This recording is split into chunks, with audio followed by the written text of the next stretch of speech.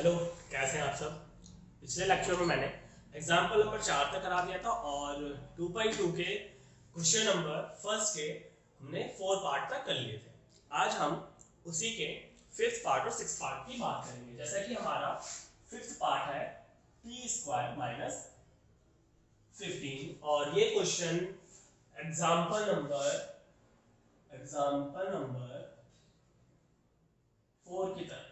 3 की तरह है। अगर आप देखना चाहो तो 3 को एक बार देख सकते हो और 3 को देखकर अगर ट्राई करोगे तो हो जाएगा, क्योंकि उसके अंदर सिर्फ x² माइनस 3 ये एग्जांपल था आपका। ठीक है ना। एग्जांपल नंबर 3 में ये क्वेश्चन था और फिर जो क्वेश्चन नंबर फर्स्ट है उसका पार्ट जो है फिर वो भी सेम है। इस तरह से अगर आपने ट्राई किया हो, घर पे कर लिया कुछ बच्चों ने, तो नहीं किया हो तो बात नहीं, मैं करा देता हूँ। देखो तो आप एक बार मुझसे पहले करके देख लो एक बार। आपको तो पता ही है, जैसे कि यहाँ पर 15 है तो मैं इसको लिख सकता हूँ √15 का स्क्वायर। √15 का स्क्वायर और यहाँ फॉर्मूला बन गया a² माइनस b² होता है a प्लस b और a माइनस b। तो आपको पता ही है, मैं t² को एक बार प्लस में लिखूंगा और इस टर्म को एक बार हम माइनस में लिखेंगे। और इसी तरह से मैं इनकी जीरोस निकालूं तो जीरोस निकलेंगे मेरे पास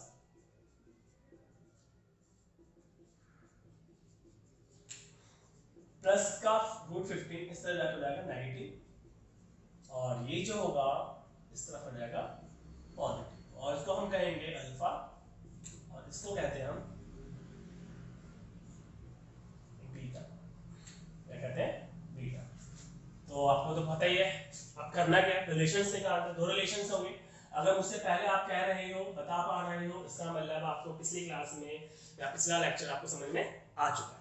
तो मैं चाहता हूं कि आप एक बार खुद से करें, पॉज कर लें वीडियो। ठीक है, तो मैं निकालता हूं सम ऑफ जीरोस। क्या होता है? माइनस बी अपॉन में means alpha plus beta is equal to minus B upon में ए। एक बच्चे ना जो शामिल होगा, सर पहले आप ए बी और सी की वैल्यू तो निकाल लो। तो मैं निकाल लेता हूँ ए बी और सी की वैल्यू। भाई ए की वैल्यू क्या होगी? टी के साथ कोई नहीं है तो 1। बी की वैल्यू क्या होगी? हाँ बी। अब अगर कोई बच्चे को बी भी समझ नहीं आया तो मैं एक बार और समझाता हूँ। हमें पता है जो जनरल फॉर्म होती है वो होती है ax² plus bx plus c। मैंने आपको बताया था मैं एक ही क्वेश्चन कराऊंगा, पूरे एनसीईआरटी के क्वेश्चन कराऊंगा जब तक मुझे टाइम मिलेगा, मौका मिलेगा।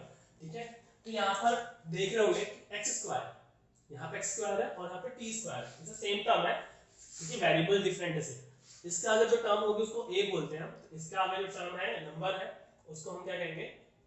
कुछ नहीं था तो फिर 1। बट यहाँ पर देखो x भी आ गया, मतलब x² फिर x। यहाँ पे t² मतलब t आना चाहिए था पर t नहीं है, इसका मतलब b की वैल्यू 0 और c की वैल्यू क्या हो जाएगी? -15 हो जाएगी। ठीक है ना। अब c की वैल्यू -15 इसलिए हुई क्योंकि इस जनरल फॉर्म में c की वैल्यू प्लस है, तो इसका मतलब प्लस की वैल्यू तो प्लस में ही रहेगी, अगर नेगेटिव आ जाता तो नेगेटिव शो करेंगे। ठीक है ना। तो अल्फा की जो वैल्यू है वो है नेगेटिव √15 प्लस बीटा की वैल्यू है पॉजिटिव √15 माइनस b 0 अपॉन में 1। तो ये दोनों तो कर जाएंगे, कैंसिल आउट हो जाएंगे क्योंकि माइनस और प्लस कैंसिल आउट हो जाता है तो 0 इज इक्वल टू 0। तो हमारा सम ऑफ 0 तो हो गया। इसी तरह से एक और नंबर, एक और रिलेशन होता है, बोलते हैं हमारा प्रोडक्ट ऑफ 0।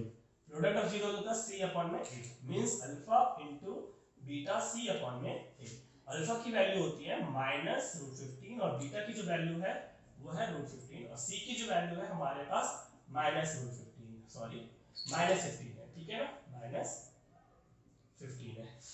अगर मुझे पता है, मैंने इससे पहले लेक्चर में आपको बताई थी बातें कि जब हम रूट को रूट से जब मल्टीप्लाई करते हैं और अंदर कंडीशन होनी चाहिए सेम वैल्यू होनी चाहिए। कंडीशन क्या? दोनों ही सेम वैल्यूज होनी चाहिए। तो यहाँ पर रूट कैंसिल आउट हो जाते हैं। क्यों होते हैं ऐसा? कैंसिल आउट क्यों होते हैं? ठीक है, तो बता देता हूँ। कैंसिल आउट इसलिए होते हैं क्योंकि जब हम किसी से मल्टीप्लाई करते हैं, मल्टीप्लाई में पावर क्या हो जाती है? ऐड हो जाती है। मल्टीप्लाई में पावर क्या हो जाती है? ऐड। जब बेस सेम होता है तो पावर क्या हो जाती है? ऐड हो और 1 कितना हो गया 2। आपको स्क्वायर से स्क्वायर रूट क्या होता है कैंसिल हो जाते हैं, तो क्या हो जाता है a।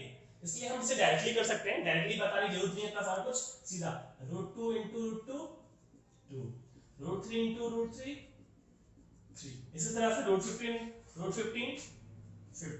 माइनस है तो माइनस, तो यहाँ पे भी ये वैल्यू आ जाती है। यहाँ पर रिलेशन हम चेक कर लिया है, ठीक है ना। अब इसी तरह से हम इस 6 पार्ट में नहीं करा रहा हूँ इसका, मैं चाहता हूँ कि आप खुद करें, ठीक है ना। अगर मैं 6 पार्ट अगर नहीं आता है तो, इसलिए अब मैं करा रहा हूँ question number second. Question number second में आपको करना है क्या,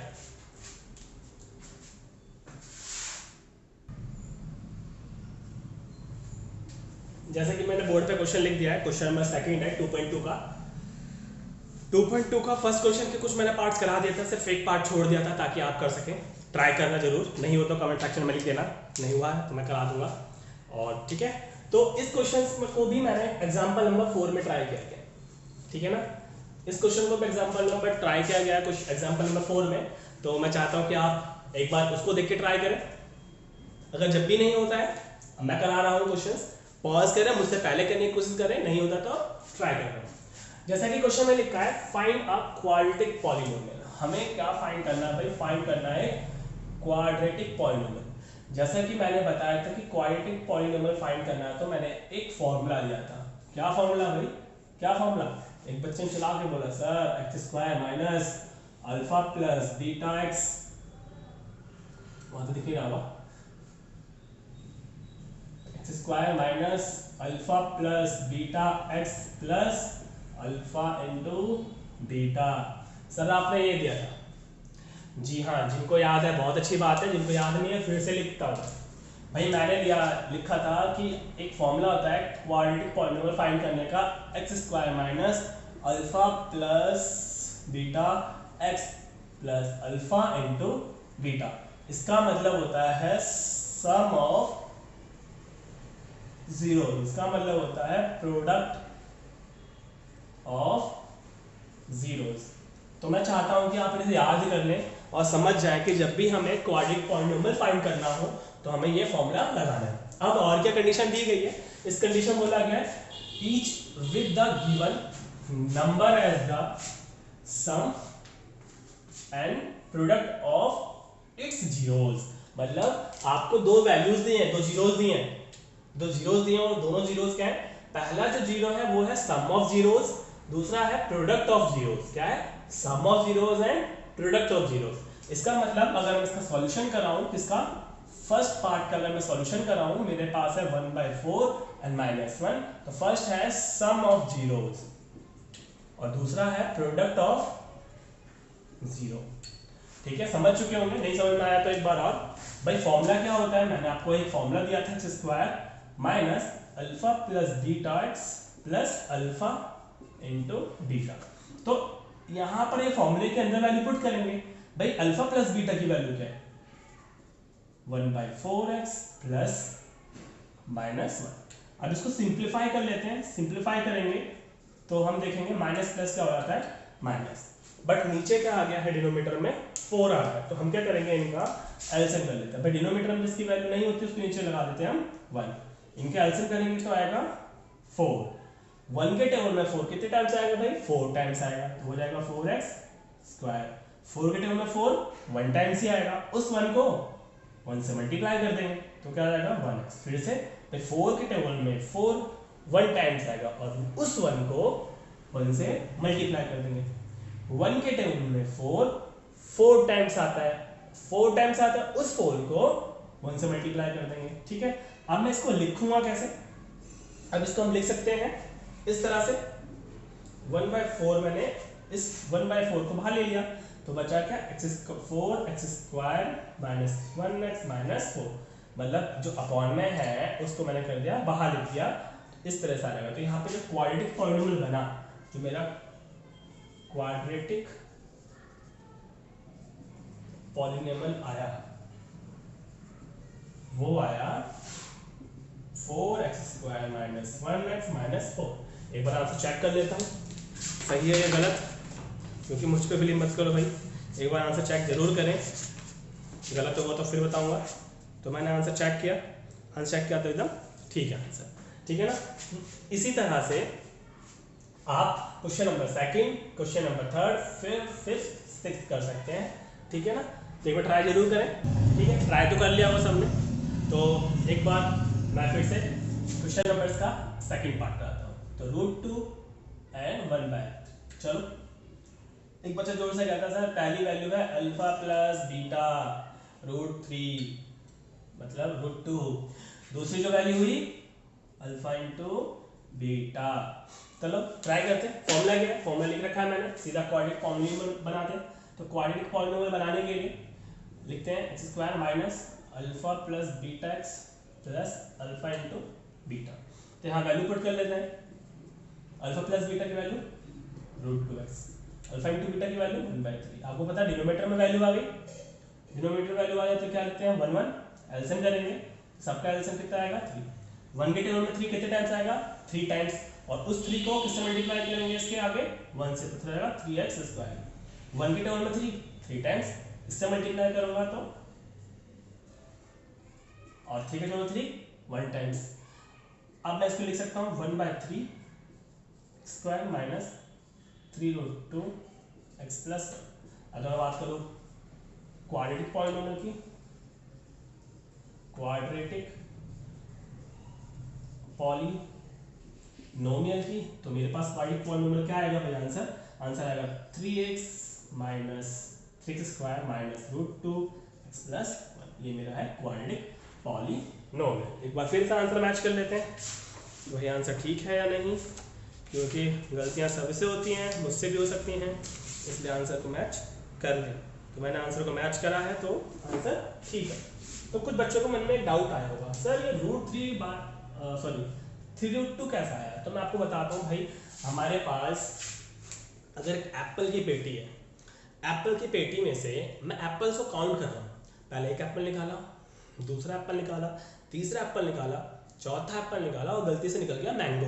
तो मैंगो क्या बोलूंगा, ये है 5th एप्पल, ऐसा तो नहीं बोलूंगा। क्या करेंगे, मैंगो को अलग रख देंगे, ठीक है ना। इसी तरह से √2 और 3 ये अलग अलग वैल्यूज है, तो इनको मैं मल्टीप्लाई नहीं करूंगा, ठीक है ना, क्योंकि ये अलग अलग वैल्यूज है, तो ये रूट के साथ मल्टीप्लाई नहीं कर सकता है, ठीक है। इस चीज को आप समझ लें, ठीक है। कर लिया होगा आपने और सारे पार्ट्स, तो भी मैं एक बार थर्ड पार्ट करा देता हूँ। थर्ड पार्ट देखें तो आपको पता ही है अल्फा प्लस बीटा की वैल्यू जो होगी वो होगी 0, और अल्फा इंटू बीटा जो होगा वो होगा √5। बहुत इजी क्वेश्चन है, x² minus alpha plus beta x और अल्फा इंटू बीटा। तो x² अल्फा प्लस बीटा की value 0x, alpha into beta √5। क्या करेंगे, आपको पता है 0 हो जाएगा, ये टर्म तो 0 हो जाएगी, तो हमारा जो पॉलिनोमियल बना वो इस तरह से बन जाएगा। तो इसका जो क्वाड्रेटिक पॉलिनोमियल बना,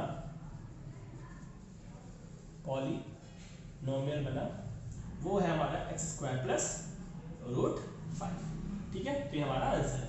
इसी तरह से मैं फोर्थ पार्ट भी करा देता हूँ, जगह है मेरे पास।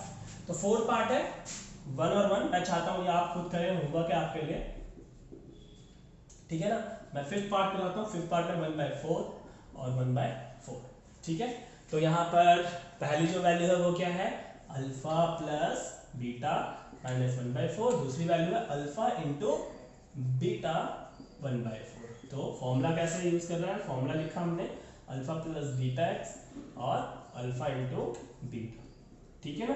तो अल्फा x², इसकी जो वैल्यू है वो है -1/4, और इनकी जो वैल्यू है भाई साहब की वह है 1/4। आपको पता है माइनस माइनस क्या हो जाता है, प्लस हो जाता है। और जैसे मैंने बताया था डिनोमिनेटर में वैल्यू आ गई, इसके डिनोमिनेटर में कुछ नहीं है, 1 लगा देंगे, एलसीएम लेंगे 4 आ जाएगा, 1 की टेबल में 4 टाइम्स आता है, और उस 4 को 1 से मल्टीप्लाई कर देंगे, 4 के टेबल में 4 1 टाइम्स 1 से मल्टीप्लाई, इस तरह से। अब इसको लिखने का तरीका क्या है आपको पता है, 1/4 को बाहर लिख दूंगा, 4x² प्लस 1x प्लस 1। अब ये जो है यही हमारा क्या है, क्वाड्रेटिक पॉलिनोमियल, क्वाड्रेटिक पॉलिनोमियल, ठीक है ना। क्वाड्रेटिक पॉलिनोमियल क्या है मेरे पास, 4x² प्लस 1x प्लस 1, ये मेरा क्वाड्रेटिक पॉलिनोमियल है। बचा एक बचा एक लास्ट क्वेश्चन, वो आपके होमवर्क के लिए, ठीक है ना। तो यहाँ से मैं 2.2 हो चुका है, 2.2 कंप्लीट हो चुकी है, तो मैं 2.3 इसके बाद वाले लेक्चर में आपको करा दे पाएगा, ठीक है ना। उससे पहले कुछ एग्जांपल्स करेंगे, फिर हम 2.3 भी स्टार्ट करेंगे।